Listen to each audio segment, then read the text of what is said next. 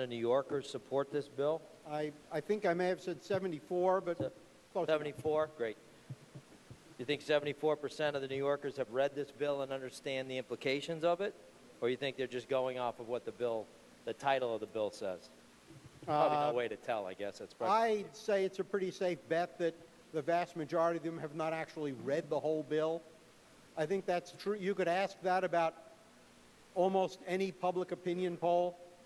Yeah, that's true. I agree with you there, because it's about 100% of the people that I talk to are opposed to this bill when I tell them what this bill entails. So I'm not sure who you're talking to, but I'm hearing from people, person after person, that when you explain to them what this bill entails, they are vehemently opposed to this. They do not want men in the locker room with their daughter. So you may be talking to some other people. Now, your contention is that you've heard no opposition to this bill from anybody?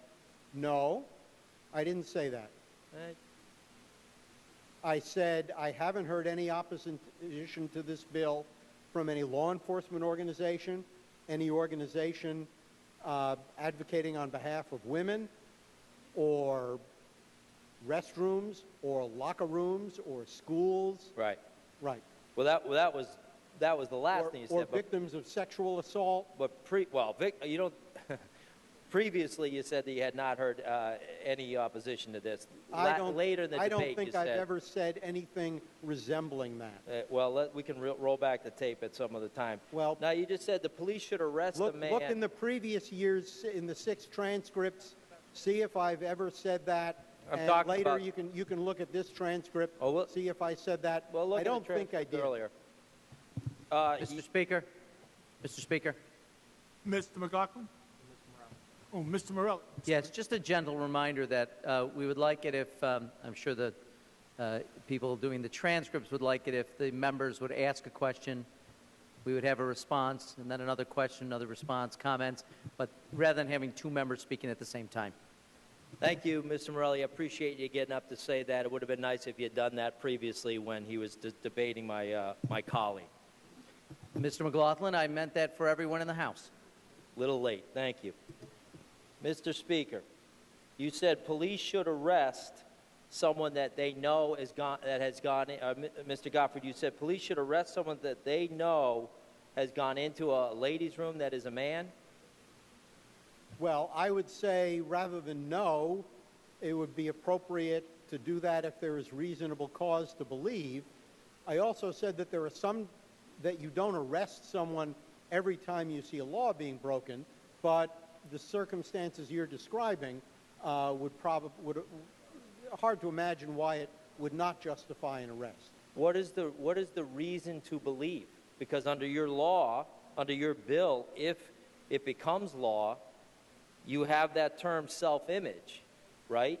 So there's self-image, which nobody can tell other than the person themselves. Their self-image may be that of a woman. Therefore, they could walk into the ladies' room under your bill. Correct or incorrect? Well, first of all, you know, law enforcement is complicated. A police officer has to judge on the basis of what he or she sees and hears. Intent is often an element of a crime, and yet no police officer can read minds. Police officers are trained, and they do every day make judgments based on what they see and hear. And that's what a police officer would do. Now, every day in this state, in Mr. Saladino's district, in Rochester, in the city where you come to work 6 months of the year, people with Y chromosomes and if you looked under their clothing, you'd find male anatomy, walk into women's rooms all the time. And likewise, people with 2X chromosomes and under their clothing, female anatomy, walk into men's restrooms all the time.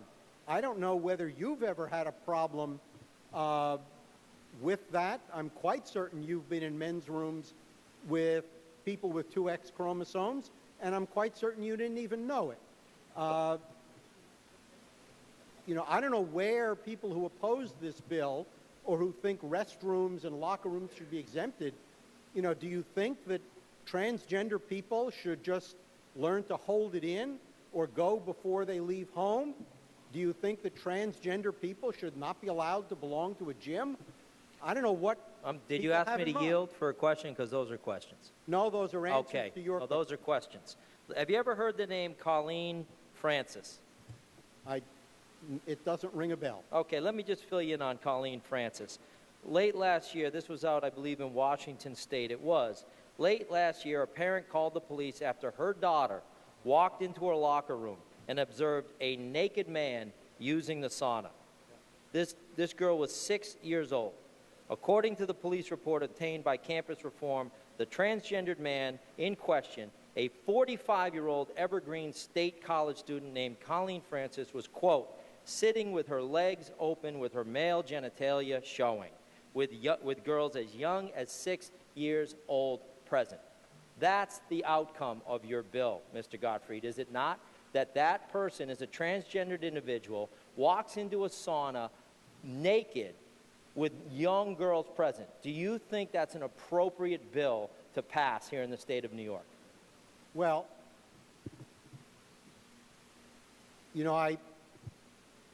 all I have to go on is your rendition of a press account of one event in the history of transgender legislation being on the books.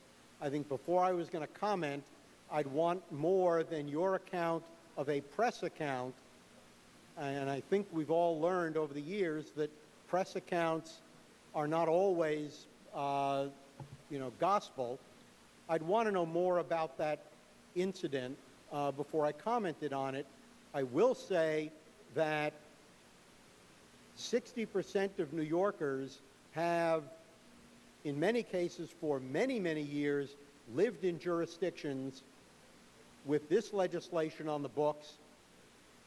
Certainly in this state, I've never heard anyone report any kind of problem incident. I've never heard anyone in law enforcement express that, talk about an incident. I've never heard of organizations focused on the running of women's locker rooms like the YWCA or the New York State Coalition Against Sexual Assault. None of these organizations has expressed the notion that this legislation would result in that kind of outcome, or ever has. And So you've that's asked my them? response. You've asked them the question? You've asked them? Or they just haven't come to you to express their concern? I'm talking about organizations that have looked at this issue and endorsed the bill. I don't go around asking, people whether they have a problem with a bill. In my experience, people who have a problem of a bill of mine, particularly one that is on the assembly floor for the 7th time, I've never known people to be shy about letting me know that they have a concern. And I have never heard any organization in this state, law enforcement or otherwise, I've never seen a press account of any incident in this state that bears any resemblance to any of the horror stories that you or any member has expressed about this legislation. Yeah, but sadly, Mr. Godfrey, when I present you with one, you downplay it and say, well, that's just one, that can't happen again. I could give you a lot more, but I only have 15 minutes. Mr. Speaker, point of privilege. I'm in the middle of speaking. No, Mr. Speaker, I'm not going to tolerate being wildly misquoted on this floor. I did not downplay that incident. Mr. I Speaker. did not diminish Mr. it. Speaker. What do we just say about talking Don't over you people? dare say that. Gentlemen, both of you, Forward. please. One person speaks at a time. That's the House rule. One at a time. I believe it was Mr. McLaughlin asking the question. Mr. Gottfried, you can speak after that. I think it's also a rule of the House. Mr. Gottfried, I believe it was Mr. McLaughlin's turn to speak. Let him speak. We will now, questions and answers will come through the speaker. You will direct it to me, and then we will allow that answer to be made. And again, this is on Mr. McLaughlin's time, so he will be questioning. Mr. Gottfried will be answering those questions. If Mr. Gottfried chooses to ask Mr. McLaughlin to yield, he'll do that through the chair. and we will try and conduct this. This is a discussion and a debate, no matter how emotional it may get for our presenters. We're going to control it so that we can complete this item. Mr. McLaughlin. Mr. Gottfried, I'll make this one real easy. Can you describe for me what the definition of self-image is?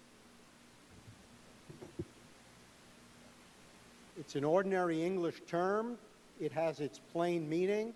It is a term that has been in statutes of this kind at the local level and state level for many, many years. Regulatory agencies and judicial bodies, if they find the need to interpret it beyond its ordinary meaning, would do so. I'm not going to try off the top of my head to recite a definition of a legal term, particularly of what would become a legal term, particularly in a context in which that might take on legislative intent indications, except to say it is an ordinary term with a plain meaning that has been used repeatedly in similar legislation. It would have that plain meaning. It would have the meaning it has had in similar legislation all across this state and country. Is it correct for me to assume that it would be the way that a person views themselves? I'm going to stand by my previous answer. In any case like this, there are a collection of elements and facts, all of which have to be taken together. And if I said yes to your question, I don't know that that would tell us any more than what I've already said. So I'll stick with my answer. Okay. All right. I think it would tell us quite a lot, actually, because there is legislative intent here. If a person, or let's say a boy in high school, senior in high school, self-identifies at that particular moment as a woman, and he's a star baseball player, but he decides to play varsity girls softball for the year, would that be allowed under this bill because he identifies his self-image as that of a woman? Well, you have part of your hypothetical is that the person has put on this identity or self-image, I forget the exact word you use, for the moment, or words to that effect. The bill deals with reality, and it doesn't preclude someone from disputing the facts in a case.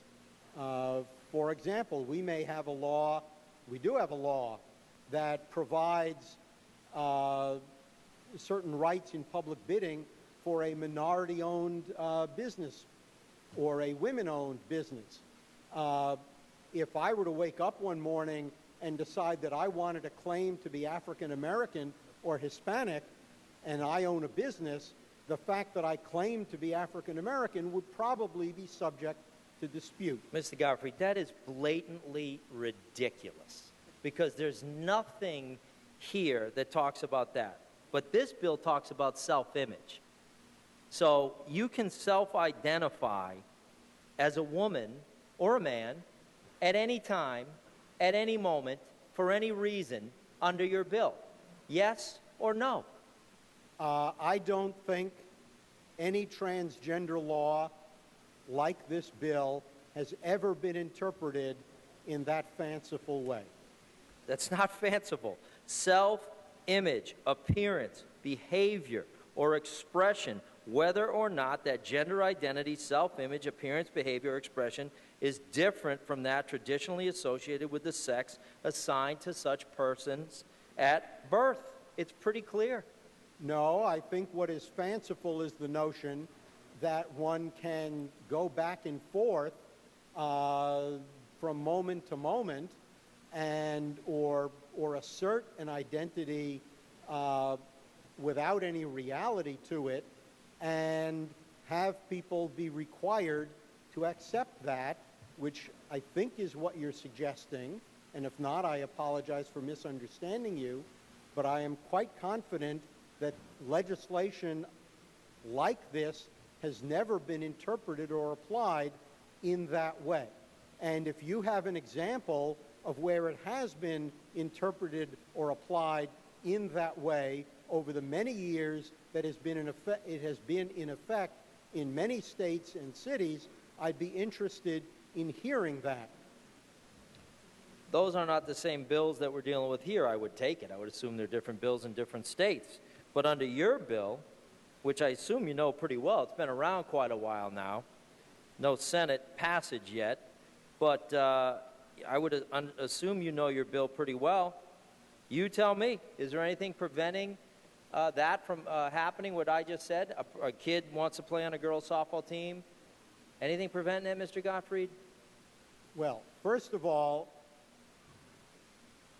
while the laws in other jurisdictions may not be comma for comma identical, might not have the words in the same order, they are, in many jurisdictions, word for word the same, and certainly substantively they are the same, and they've never had the application that you're suggesting. As for whether someone with a Y chromosome under this bill would be able to play on a girls' softball team, of course there are circumstances under which that would happen.